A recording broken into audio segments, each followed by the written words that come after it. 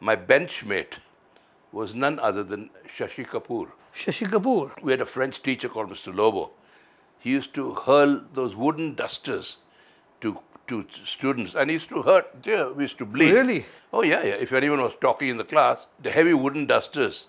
Wow. That Mr. Lobo should have been a cover point for India, because he never missed a single skull. You know, he always. Really? And Sashi and I were, lagawing gappa in the last, sitting on the last bench. We were on the best of Backbenchers. students. Suddenly, from the corner of my eye, I see this heavy wooden duster hurtling right towards Sashi's face. Wow. And I swear that was the first slip catch that I ever took, Oh, great. Right in front of his.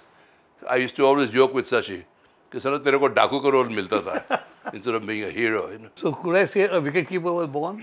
I would say so from that first slip After that catch. catch.